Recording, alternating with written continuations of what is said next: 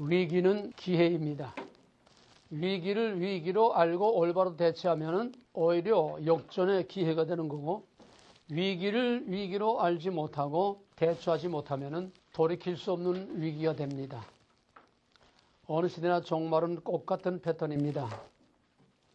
우리가 지금 배우고 있는 묵시문학적인 상황, 묵시문학적인 종말론적 구원, 묵시문학적인 초월적 급전이의 이 전 성경에서 유례가 없는 정말 드라마틱한 지금 묵시문학의 종말론적인 하나님의 필연적 구원을 우리가 지금 공부하고 있습니다. 다니엘서에서 우리가 본 건, 다니엘서는 묵시문학적 종말의 하나님의 초월적 급전이의 구원의 사건을 개인적인 사건을 통해서 보여줬어요. 1장에서 6장까지 사드락과 메삭과 아벳느고 세 청년, 다니엘, 누간네살의 모든 사건. 그러나 에스더서는 한 민족의 종말론적인 하나님의 구원, 그거를 우리에게 보여주는 겁니다. 에스더서는 묵시문학이 아닙니다. 다니엘서는 묵시문학입니다. 그러나 공통점은 뭐냐 하면은 똑같은 묵시문학적인 상황이라는 거예요. 위기. 묵시문학적 상황, 묵시문학의 배경 세 가지. 약속의 지향. 언제나 대답할 때는 혼자 빠빠빠빠 나가지 말고 꼭 같이 차근차근 맞춰서 나가. 묵시문학적 배경 세 가지. 계시의 단절, 약속의 지향, 위기의 시. 똑같은 상황에 다니엘서가 나올 묵시문학적 상황, 또 우리가 오늘 공부할 에스더서의 똑같은 묵시문학적인 상황입니다. 다니엘서에서는 개인적인 종말론적 초월적 급전의 사건을 통해서 앞으로 하나님께서 이 백성을 이렇게 구원할 것이라고 하는 증거를 보여줬습니다. 근데 에스더서는 한 민족의 위기에서 어떻게 하나님이 구원하실 거냐 하는 종말론적인 초월적 급전의 구원, 똑같아요. 다니엘서의 개인적인 초월적, 종말론적인 초월적 급전의 구원하고 에스더서의 종말론적인 초월적 급전의 구원하고 상황은 똑같고 방법도 똑같은데 왜 에스더서는 묵시문학이 아니고 다니엘서만 묵시문학이냐?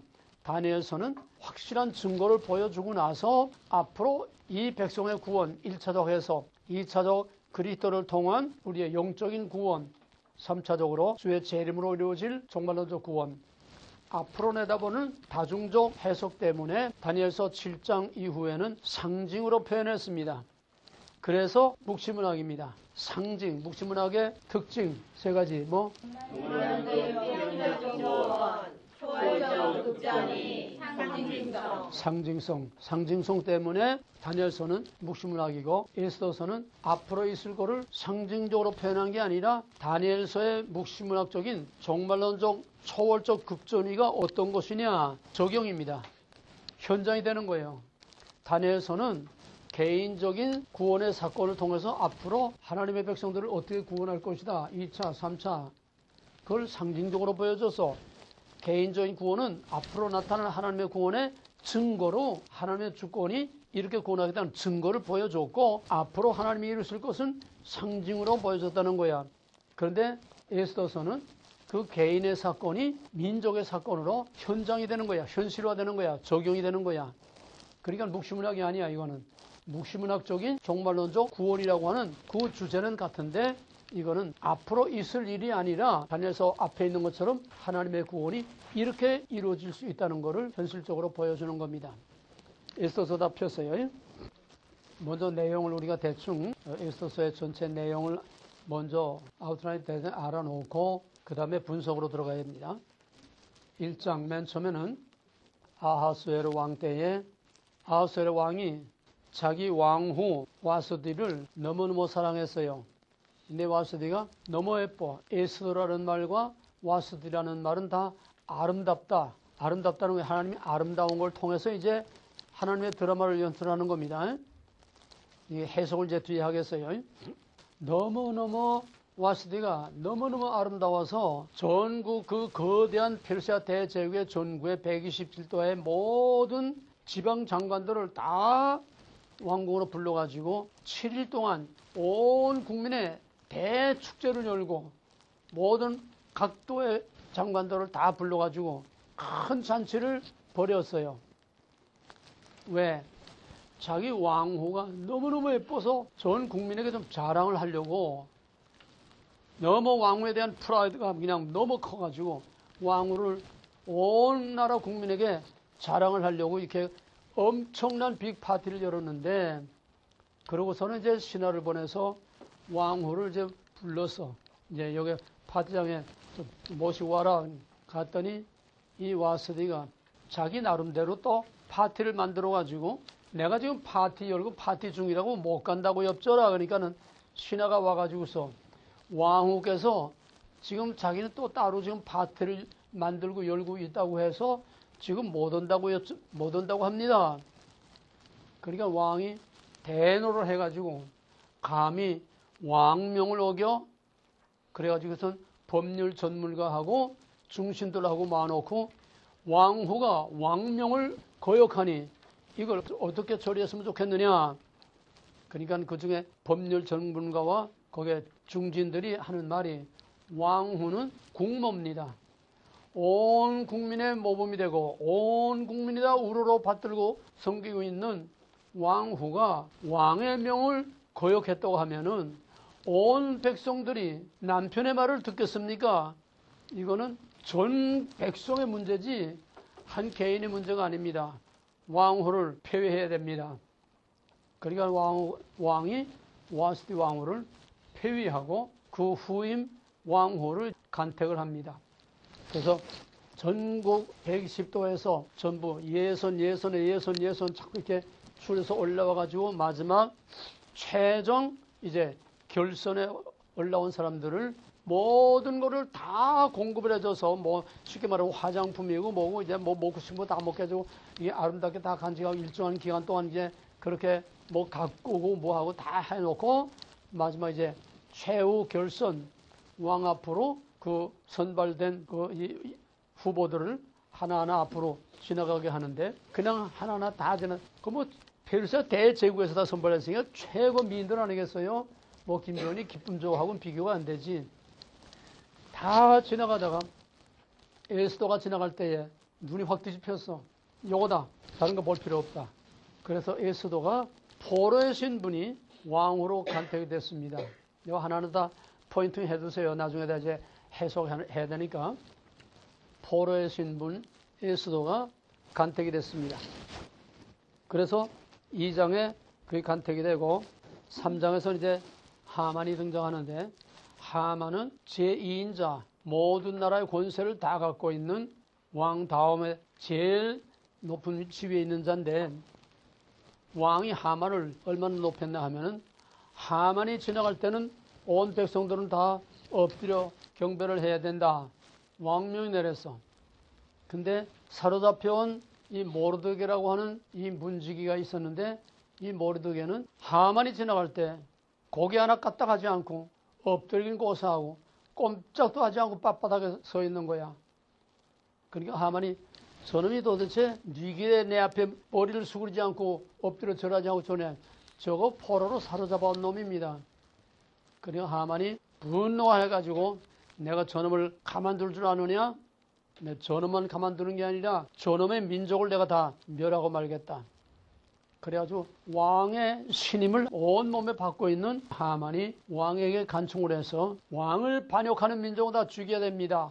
왕에게 중상모략 간청을 해가지고 식서를 써가지고 12월 13일에 전국에 있는 히브리인들은 하나도 남김없이 다 진멸, 남녀노소 할 것 없이 하나도 남김없이 다 죽이라 하는 왕의 칙서를 받아가지고 전국 127도 전 나라에 온 나라에 이걸 다 이제 갖다 방울 붙이고 보냈습니다. 그러니까 4장에 와가지고는 이 소식이 알려지니까 전국에 있는 모든 히브리인들이 대성통곡을 하고 금식을 하고 굵은 배를 입고 재 뒤집어 서서 하나님 앞에 울부짖고 하나님께 간절히 기도하고 부르짖었습니다. 모르드게하고 에스더는 누구냐 하면 에스더는 일찍이 부모를 잃고 삼촌인 모르드게가 에스더를 자기 딸처럼 조카를 딸처럼 기른 아버지 같은 삼촌입니다. 그 백성의 소식을 듣고 모르드게는 아주 맨 문지기 모르드게가 왕후 에스더에게 편지를 보냈습니다. 그건 우리가 다 유명한 대면이니까 다 읽어봅시다. 4장 12절부터 끝절까지 다 같이. 그가 에스더의 말로 모르드게에게 고하며 너는 왕궁에 있으니 모든 유다인 중에 홀로 면하리라 생각지 말라. 이 때에 네가 만일 잠잠하여 말이 없으면 유다에는 다른 데로 말미암아 여인과 구원을 얻으려니와 너와 내 아비 집은 멸망하리라. 네가 왕후의 위를 얻은 것이 이 때를 위함인지 누가 아느냐?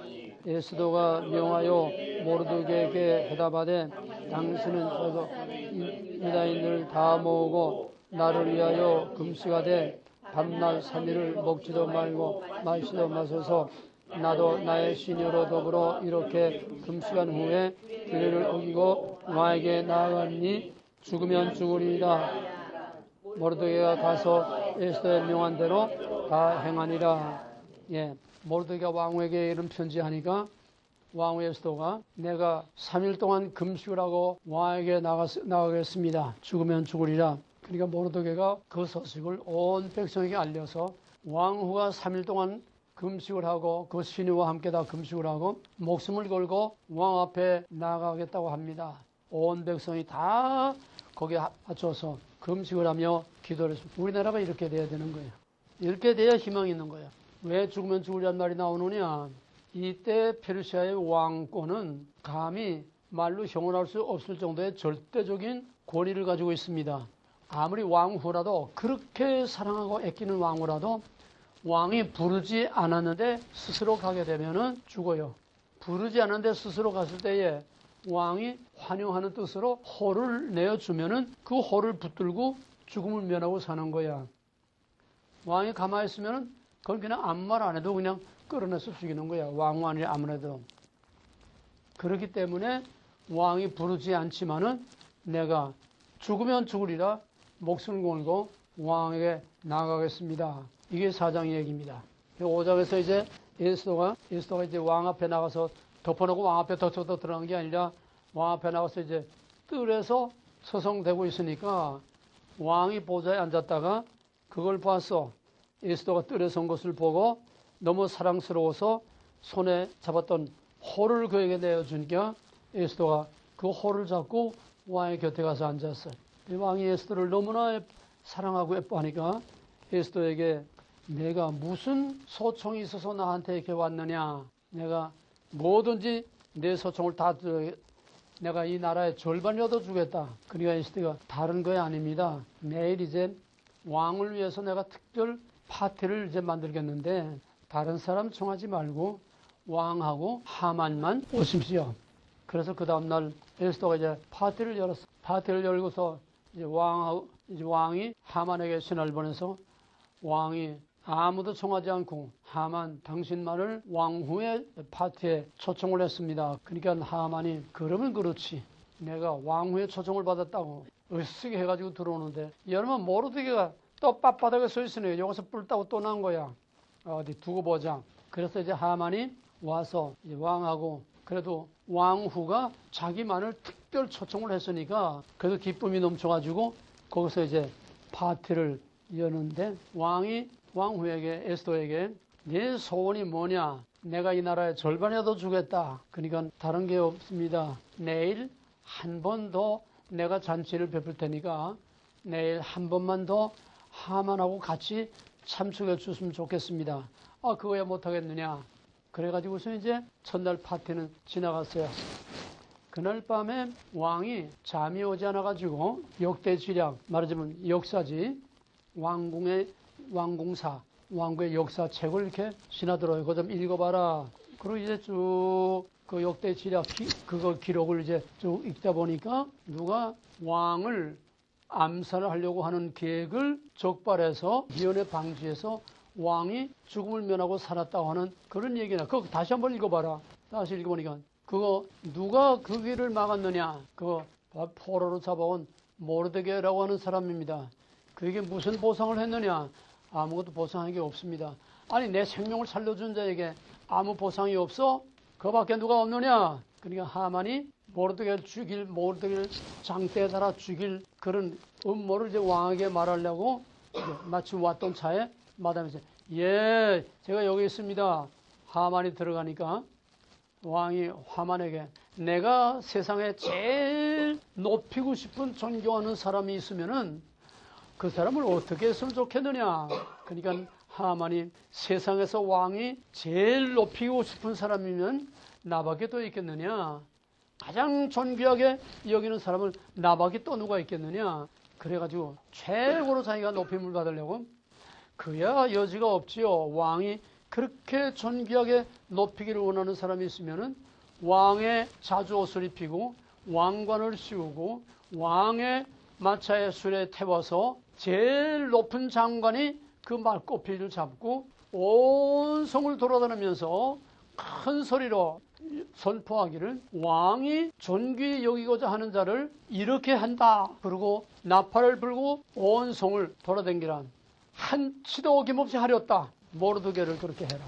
내가 말꼬피를 제일 높은 장관이 자기니까 내가 말꼬피 잡고 모르드게를 내 자주옷을 입히고 내 왕관을 씌우고 내 술에 태우고 내가 말꼬피 잡고 내가 내 입으로 했으니 한치 오차 없이 내 입으로 한 그대로 시행하렸다. 속에서 벨이 걸리지면 어떡해. 그래서 온 성을 두루다니면서 자기가 죽이려고 50이 되는 장대를 세우는 모르드게를 왕과 같은 술에 앉혀놓고 자기가 그 꼬피를 붙들고서 왕이 높이고자 하는 자를 이렇게 높이나 사태 108대 역전되는 거야. 지금 내가 옛날 얘기하는 게 아니야. 지금 묵시문학적인 종말론적 원은 이걸 말하고 이걸 그때 너희들 캐치를 해야 돼. 그런 씬에서 이 사건이 이제 있고 나서 그 다음날 파티 이제 그날에 이런 거야. 그 다음날 이제 저녁에 낮에는 그런 일이 있었고 저녁에 에스더의 파티를 또 열었어요. 하만이 왕의 초청을 받아가지고 또 두 번 초청 받으니까 그래도 또 조금 이제 또 위로가 되고 또 기쁨이 되는 거야. 두 번째 왕비의 초청을 받으니까 밀어난 놈은 이런 거야. 그래가지고 가서 이제 파티를 여는데 왕이 에스더에게 그대의 소원이 뭐냐. 내가 이 나라의 절반이라도 주겠다. 그대의 소원이 뭐냐 하니까 그때 에스더가 왕 앞에 눈물을 흘리면서 통곡을 하면서 내 생명을 살려주십시오. 내 백성을 생명을 살려주십시오. 그러니까 왕이 눈이 뒤집혀가지고 누가 감히 내 생명을 노리는 놈이 있느냐. 바로 저놈이요. 바로 저놈이요. 그러니까 왕이 너무 그냥 막 이게 익탈돼 돼가지고 놀래가지고 그냥 막 그 흥분을 참지 못해가지고 뒷문으로 나가서 그리고 하만이 자기 정체가 드러나 이게 죽었구나. 하만이 왕 후에 무릎 앞에 엎드려가지고서 그 의자에 여기다 걸터 엎드려가지고서 제발 목숨만 살려주세요. 목숨만 살려주세요. 왕이 씩씩거리고 나가 있다가 다시 들어오니까 이것 봐라. 이놈이 왕후를 강간까지 하려고 그러냐. 이놈을 어떻게 손잡을 거니까 옆에 있던 신하가 일찌감치 모르드게를 매달아 죽이려고 자기 마당에 50깁이 되는 장대를 세우는 거 있습니다. 그 장대에 매달아 죽이십시오. 그래라. 그러선 그 집을 몰수해서 하만의 집을 몰수해서 에스더에게 주고 그 집을 모르드게가 이제 관리하고 에스더에게 주고 그 다음에는 이걸로 끝난 게 아니야. 시간이 다가오고 있잖아. 시간이. 그러니까 에스더가 다시 왕에게 울며 간청하기를 내 생명과 나의 백성의 생명을 살려주세요. 지금 죽음이 다가오고 있습니다. 지금 시간이 다급합니다. 그러니까 이제 왕이 모르드게를 불러서 모르드게 길 높여놨으니까 이제 모르드게보다 높은 사람이 없어요. 모르드게를 불러가지고서 내가 원하는 대로 칙서를 써라. 내가 원하는 대로 칙서를 쓰고 내 인을 거기다 치고 그리고 온 나라에 이거를 다 칙서를 전해라. 완전히 백지위임을 했어요. 백지위임. 모르드게가 서기관을 통해서 다 이렇게 써가지고 왕의 어인을 찍어가지고서 왕이 시간이 급해. 그 머나먼 페르시아 제국이 얼마나 커요? 그 머나먼 데 다니는 시간이 급해.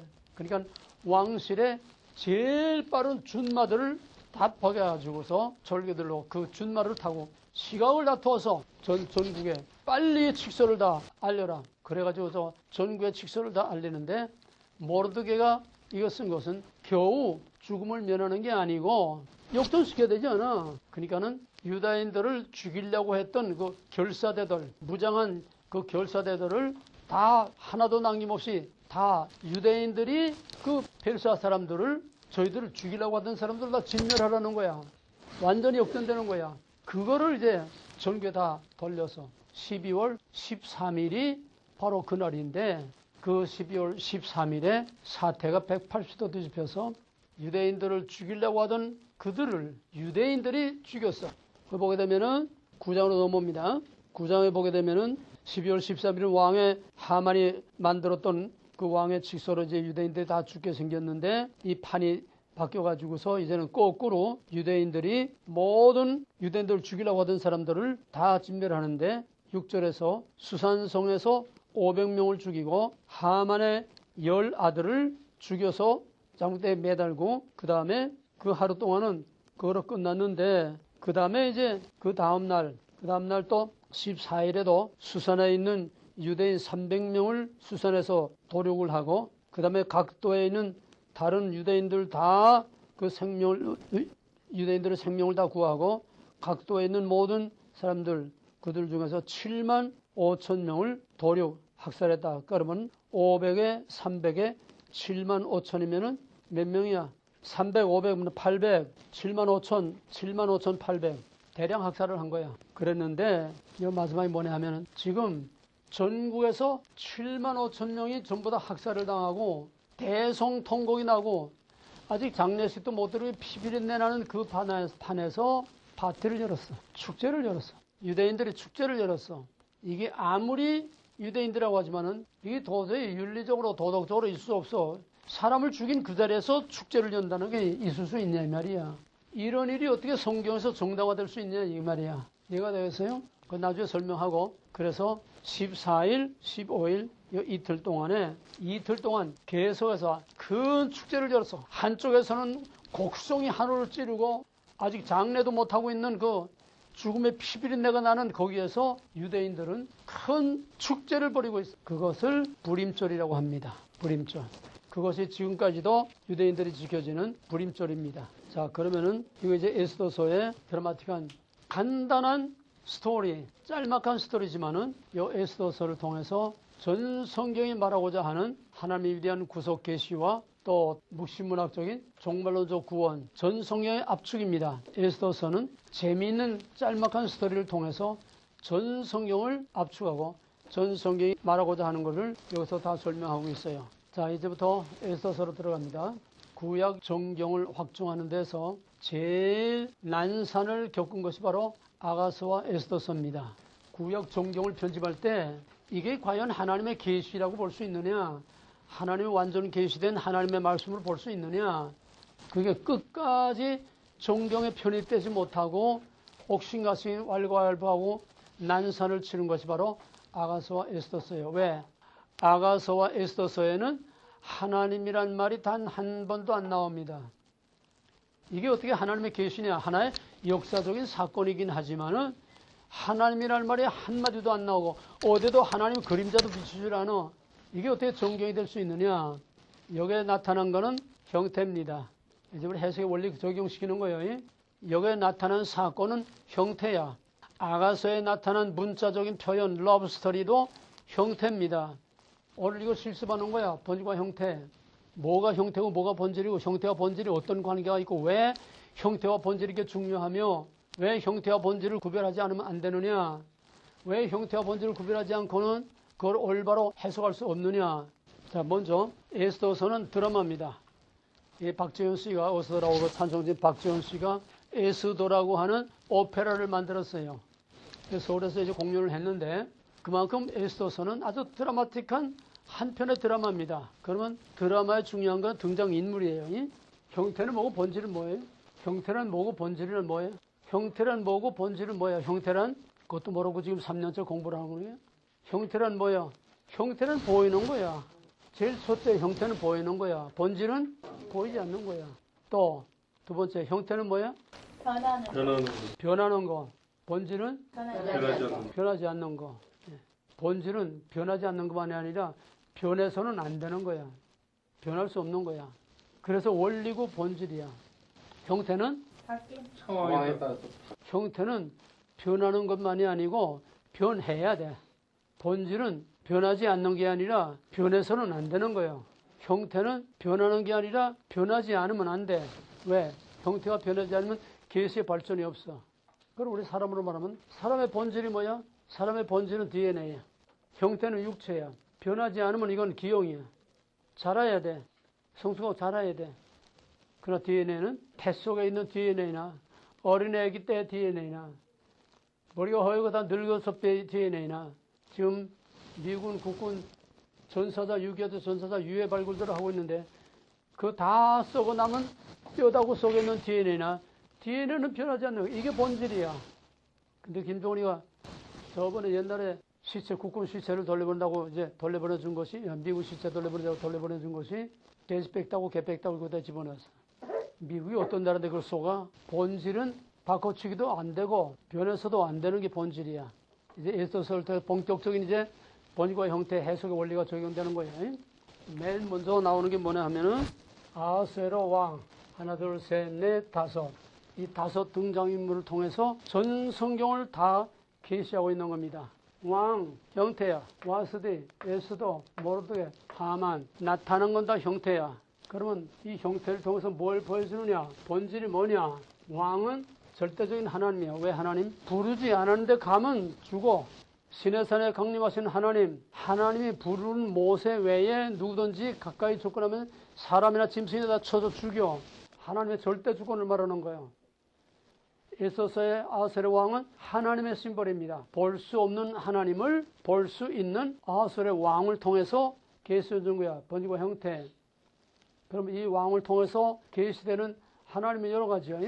첫째는 접근할 수 없어. 두 번째는 언약의 불변. 왕이 한 번 직서를 낸 거는 왕도 취소하지를 못해. 하나님의 전적인 언약에 불변하시는 하나님의 언약을 말하는 거예요.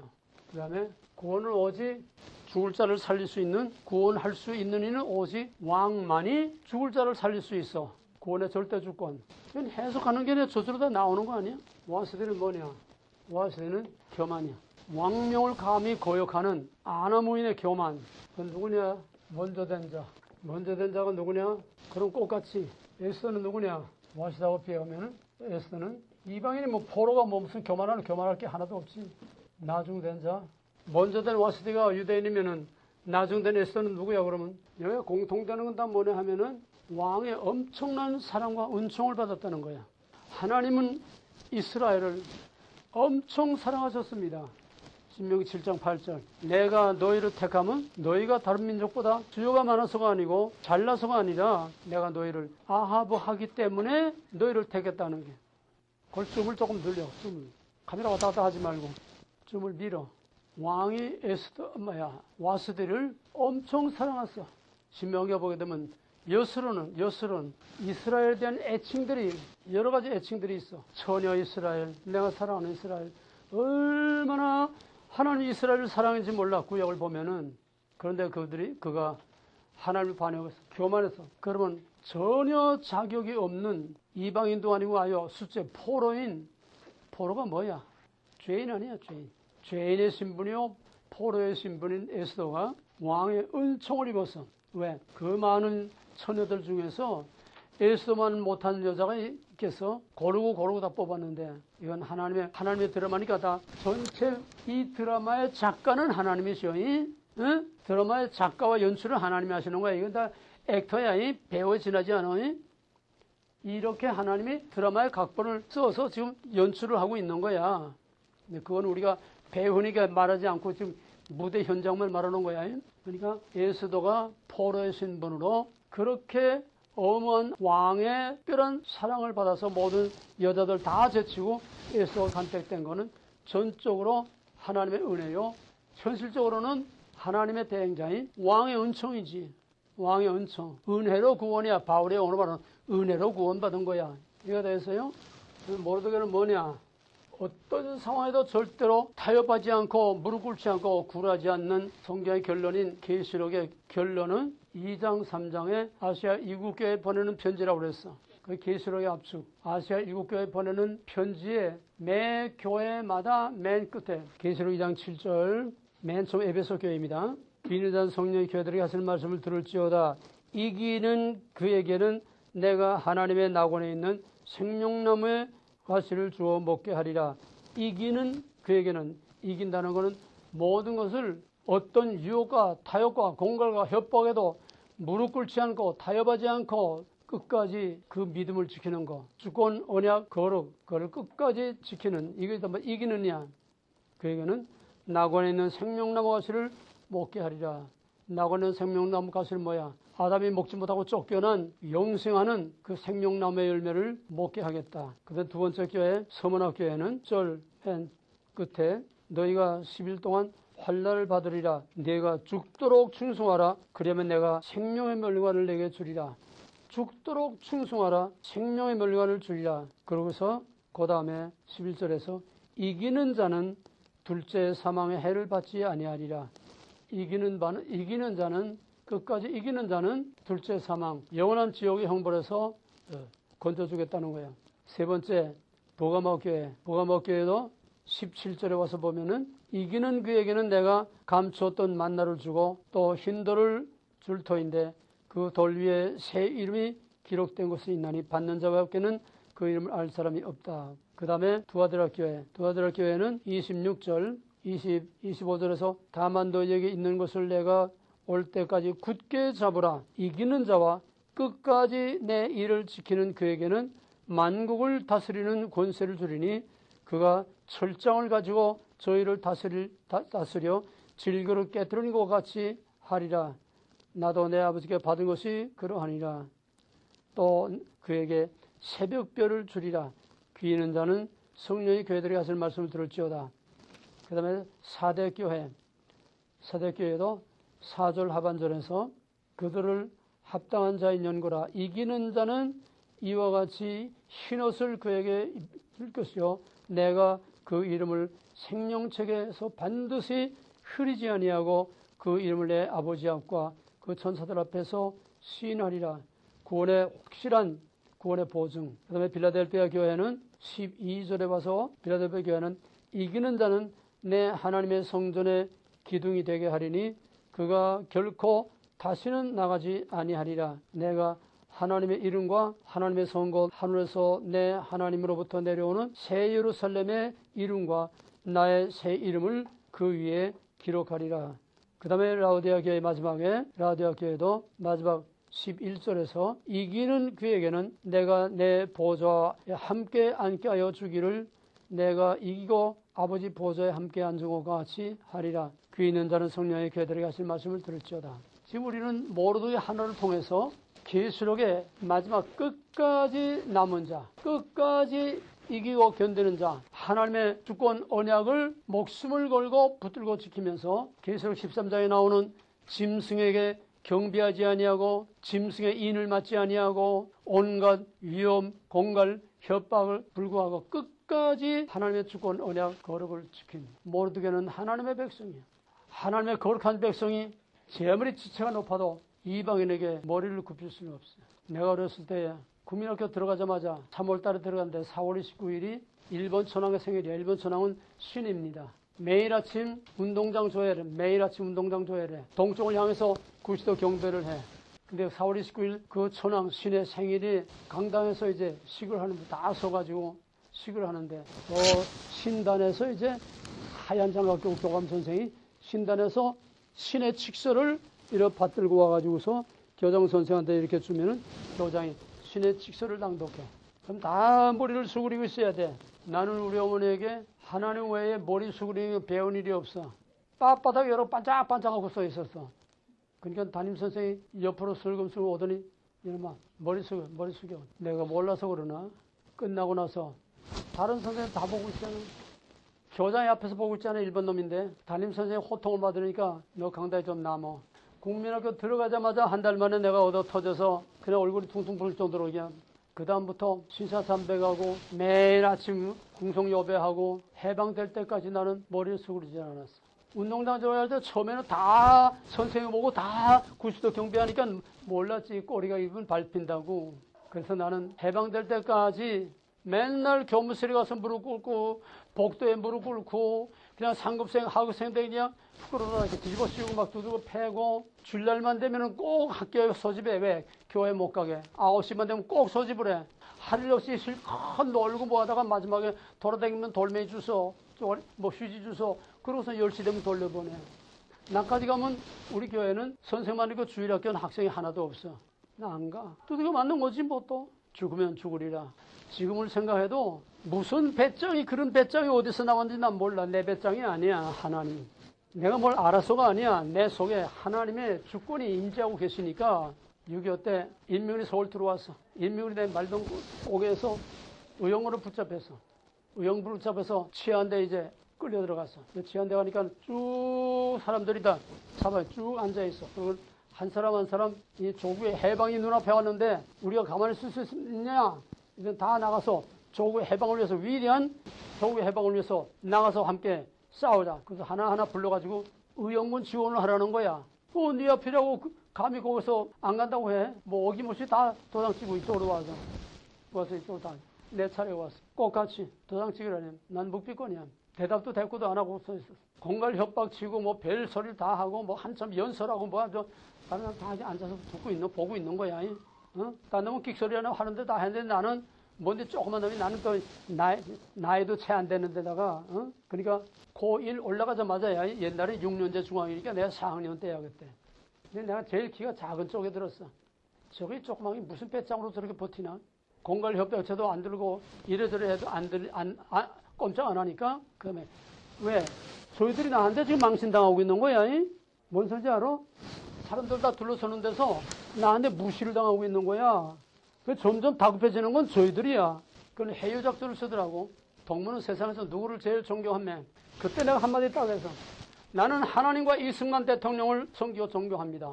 딱 한마디 했어. 내 아이덴티티를 알아보라는 거야.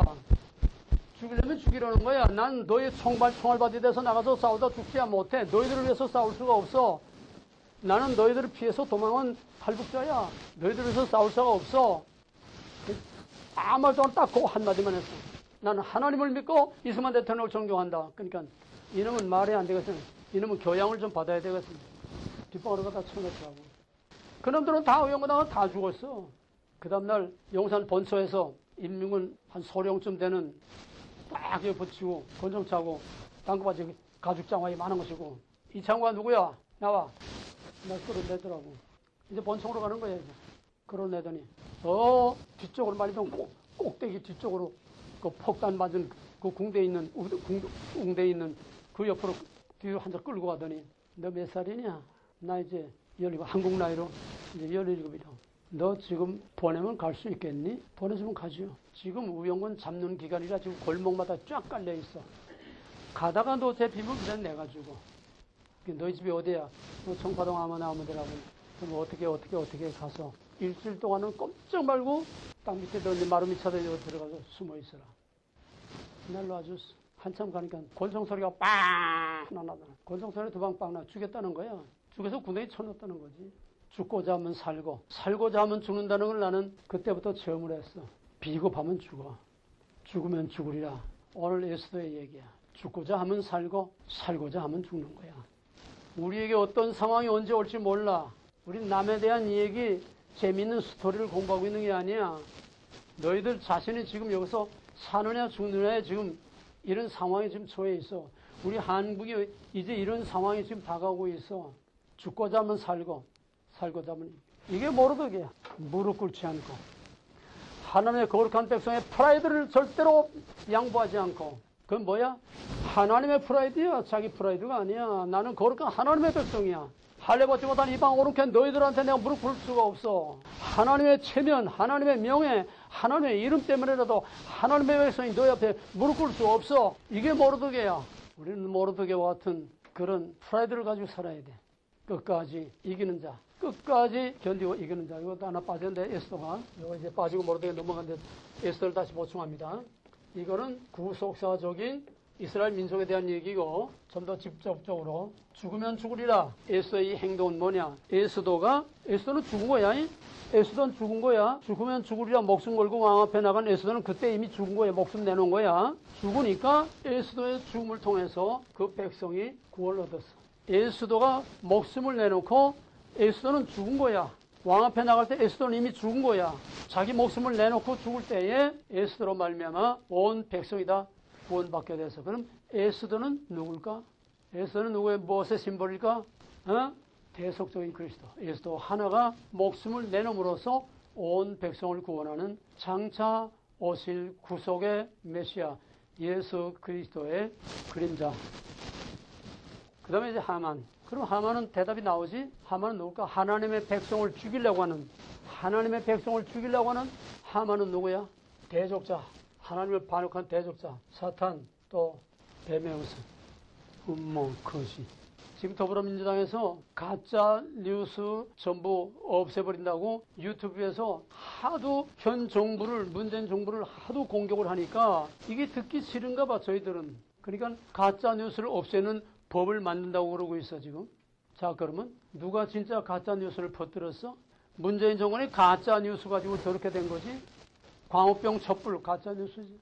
촛불 순전 가짜 뉴스. 세월호 순 가짜 뉴스지. 박근혜 순 가짜 뉴스지. 가짜는 저희들이 다 하면서 올바른 소리 하는 걸 이게 귀에 거슬려서 올바른 소리 하는 거를 가짜 뉴스라고 해서 앞으로 유튜브고 뭐고 SNS에서 이젠 끽소리 못하게 만들겠다고 법을 만든대 지금.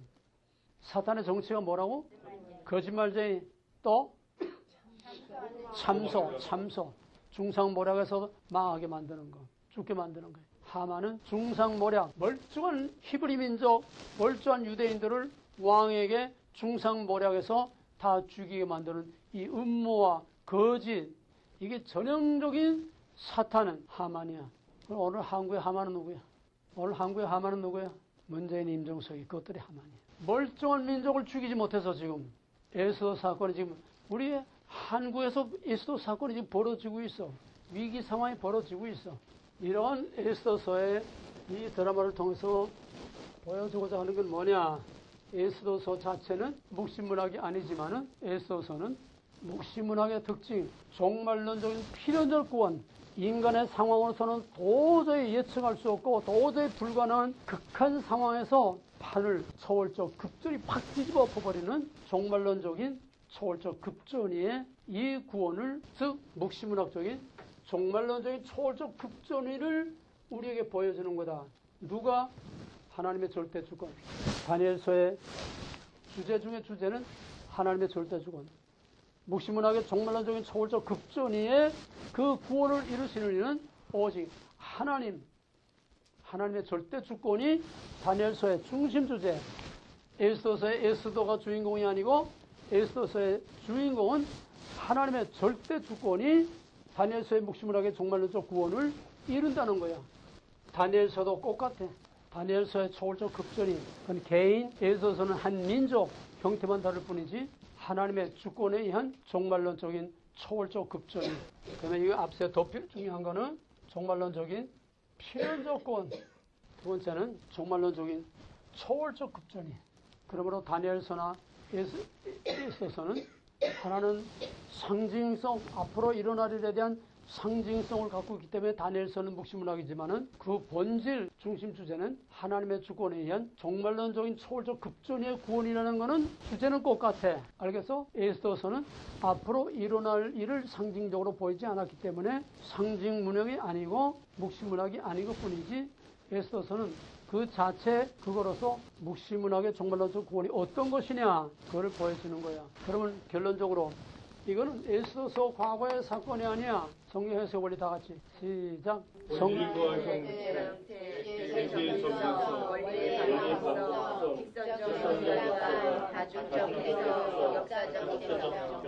다족이 되는 거야. 하나님의 절대 주권에 의한 정말로 필연적 구원. 그럼 뭐냐? 에스더서는 다니엘서처럼 어떤 예언적인 게 없어. 상징적인 것도 없고 예언서처럼 앞으로 일어날 일에 대한 그런 미래에 대한 예언이 없어. 이건 그냥 현실뿐이야. 그러나 모든 성경은 어떤 사건이든지 다 다중적으로 해석해야 되는 것이다. 여기서 언어적 표현은 예언적인, 미래적인, 앞으로 내다볼 그런 게 없어. 그냥 단편의 하나의 드라마야. 그냥 끝났어. 그러나 성경은 끝나고 마는 거는 아무것도 없어. 어떤 사건이든지 끝나고 단회적으로 끝나고 마는 건 아무것도 없어. 왜? 본질은 같고 형태만 바뀌면서 계속 점진적으로 같은 원리와 본질이 형태를 바꾸면서 반복돼 나가기 때문에 다중적 해석, 직선적 역사관, 이런 해석의 원리로 이걸 다시 조명하게 되면은 에스더서와 같은 초월적 급전이 불가능을 가능케 하는 하나님의 절대 주권만이 할 수 있는 종말론적인 필연적 구원. 상황이 어떤 게 상관없어. 그 상황은 인간의 사정이지 하나님에게는 상황이 전혀 문제되질 않아. 원하면 언제든지 어떤 상황이든지 뒤엎을 수가 있는 거야. 하나님의 절대 주권에 의한 필연적 구원과 종말론적 급전이, 필연적 구원과 종말론적 급전이, 이것이 우리 성도들이 모르드게와 같이 어떤 상황이 오든지 무릎 꿇지 않고 타협하지 않고 주저하지 않고 끝까지 죽으면 죽으려 목숨 걸고 하나님의 주권 언약 거룩을 지키는 마지막 남은 자 거룩한 성도들이 믿을 수 있는 마지막 소망의 믿음, 종말에 대한 소망의 믿음. 그게 뭐야? 어디서 나와 그게? 종말론적인 소망의 믿음이 어디서 나와? 저녁에서 아침이야. 저녁에서 아침. 성경은 그렇게 무궁무진하게 깊은 거야. 다 연결이 돼 있어. 그건 근원이야, 뿌리야, 원리야. 저녁에서 아침. 아침이 없는 신앙, 아침이 없는 복음, 아침이 없는 메시지, 아침이 없는 신학은 이거 전부 다 쓰레기야. 오늘 교회는 아침에 대한, 종말에 대한 환난과 고난의 최악의 상황에서도 끝까지 버티고 살아남아야 하는 여기에 대한 비전과 희망과 포인트가 없어. 그러니까 다 썩은 교회 쓰레기통이라네. 교회가 다. 교회가 이걸 해줘야 돼. 설교는 4가지 기능이 있어요. 이건 이제 보너스야. 설교는 4가지 기능이 있어. 첫째는 캐리그마. 캐리그마라는 건 선포야. 왕명을 선포하는 이게 불가항력이야. 왜냐? 물을 수 없어. 좋다 싫다 말할 수 없어. 이유 말할 수 없어. 무조건 명령이야. 나의 다른 술 얘기하지 말라 명령이야. 먹지 말라 명령이야. 이게 캐리그마야. 선포.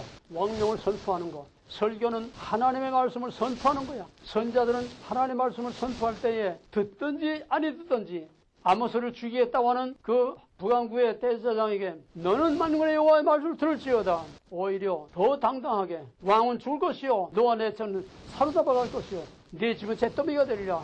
듣든지 아니 듣든지 상대가 누구든지 그 상황이 어떤 상황이든지 개의치 않고 거기서 당당하게 만군의 여호와의 말을 들을지어다. 하나님의 말씀을 당당하게 선포하는 이게 하나님의 보내심을 받은 참 하나님의 종들이라는 거예요. 오늘날 그런 종을 보기 어려워. 두 번째는 디다케. 디다케가 헬라어입니다. 디다케 이건 뭐냐? 교육이야. 교육. 가르치는 거야. 하나님의 말씀을 자세하고 확실하게 프로 가르치는 거야. 근데 오늘 교회가 가르친다는 건 전부 도덕적인 교훈뿐이야. 이렇게 하면 잘 산다, 이렇게 하면 복 받는다, 전부 그따구 소리지. 하나님의 진리의 말씀을 올바로 가르치는 데가 없어. 왜? 모르니까. 왜 몰라? 형태밖에 모르고 본질밖에 모르니까 말장난하는 게 낱말 하나 가지고 낱말 풀어가면서 전부 낱말 잘해봐야 낱말 풀이요. 아니면은 그냥 제 생각을 가지고 그냥 성경은 온데간데 오고 자기 생각 가지고 제 말자랑 자기 지식 자랑하고. 진짜 진리를 교회가 가르친다면 오늘 한국이 저렇게 될 수 없고 한국 교회가 저렇게 될 수가 없어. 설교는 하나님 말씀을 올바로 가르쳐야 돼. 칼날같이 옳은 건 옳고 그런 건 옳고 구별을 하고 가르쳐야 돼. 목에 칼이 들어와도 옳은 건 옳고 그런 거 그러다고 가르칠 수 있어야 돼. 일제 있을 때는 일본 놈의 압제기 사찰 요원들이 교회마다 다 와서 앉아 있었어. 한마디로 띠끄다면 그 자리에서 그냥 수갑 차고 끌려가는 거야. 그래도 할 말을 하다가 끌려가 죽은 사람들이 많고 우리 어머니도 그래서 끌려가서 뚫고 맞고 죽었어. 얼마나 살겠다고. 올바로 해야 할 말을 가르쳐야 돼. 깨우쳐야 돼. 세 번째는 권위, 컴포터. 성령의 대명사죠. 권면하고 위로하고 감싸주고 어루만주고 낙심하고 절망한 사람들을 희망을 북돋아주고 상처 입은 영혼들을 케어하고 치유해주는 이게야말로 정말 그리스도의 사랑을 나타내는 거야. 이거밖에 못하는 사람이죠. 그것도 껍데기야. 왜? 진정한 케어는 진짜 하나님의 복음의 말씀으로 하나님의 임재와 통치를 맛볼 수 있게 사다리를 내주고 스파크를 일으켜서 그 영혼을 고쳐주는 거야. 좌절하고 낙심하고 상처하고 병든 영혼을 치유해서 그 영혼이 살아나게 해주는, 이게 진짜 영적인 치유, 영적인 케어. 이게 진짜 권위하는 은사, 컴포터, 파라크레토스, 성령의 사역이야. 근데 사람들은 영혼을 치유하는 게 아니라 사람들 귀를 즐겁게 해주는 거야. 마지막으로 설교의 마지막은 예언이야. 예언이면 신사도운동 차리고 그따위 예언하고 뭐 푸닥거리 하는 게 아니고, 예언이라는 거는 묵시문학적인 하나님의 주권에 의한 종말론적인 필연적 구원, 믿고 세례를 받는 자는 구원을 얻을 것이요 믿지 아니하는 자는 심판을 받으리라. 종말의 심판과 구원에 대해서 오늘의 소망을, 아침을 향한 희망과 비전을 꿈꾸고 가지고 그 소망의 믿음을 가지고 죽으면 죽으리라 목숨을 걸고 그 아침에 확실한 약속, 종말론적인 필연적 구원, 종말론적인 묵시문학적인 그런 하나님의 초월적 급전이 그 종말론적인 그 구원을 바라보는 소망의 믿음을 불러일으켜서 어떤 상황에서도 모르드게처럼 굴하지 않고 끝까지 이기는 자, 끝까지 이기는 자, 이 힘을 길러주고 이 믿음을 북돋아주고 의인은 오직 믿음으로 말미암아 살리라. 이 장래의 종말의 포커스를 맞추고 종말의 포인트를 맞추고 그쪽으로 몰고 가는 이게 예언적인 설교라는 거야. 이게 아닌 거는 전부 다 장돌배. 그러면 추가로 마지막 결론으로 참 하나님의 보내심을 받을 종과 그렇지 않은 가짜는 뭐냐? 듣기를 말할 수 없는 상황에서 듣기를 원치 않는 사람들에게 듣기를 원치 않는 말을 하는 것이 진짜 하나님의 종이다. 말할 수 없는 상황에서 듣기를 원치 않는 사람들에게 듣기를 원치 않는 말을 하는 것이 참 선지자요 참 하나님의 보내심을 받은 하나님의 종이다. 그러면 뒤집어놓으면 뭐야? 말하기 좋은 상황, 그게 뭐지? 스피커 장치 다 해놓고 조명 다 비춰놓고 교회 휘황찬란한 조명을 받으면서 제왕과 같이 높은 자리에 서서 높임받고 존경받고 할렐루야 하늘이 떠나가도록 떠드는 그런 데서 듣기를 원하는 사람들에게 그 목사 그 설교를 들으려고 구름대처럼 모여든 그 사람들에게 무슨 말을 해? 하나님의 말씀하냐 그들이 듣기를 원하는 말을 해주는 것. 이게 사기꾼이에요. 이 지옥 아랫목에 떨어질 사기꾼들이에요. 우리 이번 다니엘서 묵시문학과 묵시문학의 실험 현장, 실습 현장, 사안 증거, 다니엘서 1장에서 6장은 개인적인 체험을 통해서 하나님의 구원의 확실한 보증, 에스더서는 그 개인을 민족으로 확대해서 종말론적인 필연적 초월적 급전이를 여기서 보여줌으로써 이제 종말에 임박한 종말에 처하고 있는 오늘 우리들에게 에스더와 같이 모르드게와 같이 아까 본 계시록 말씀과 같이 끝까지 이기는 자, 끝까지 견디는 자, 저녁이 되며 아침이 되니 종말의 그 소망을 바라보면서 무엇에게도 무릎 꿇지 않고 타협하지 않고 낙심하고 좌절하고 실망하지 않고 끝까지 이기는 거룩한 남은 자들, 영광스러운 남은 자들, 멸류관 받을 남은 자들이 다 되기를 주로 간절히 축원합니다. 아멘. 기도합시다.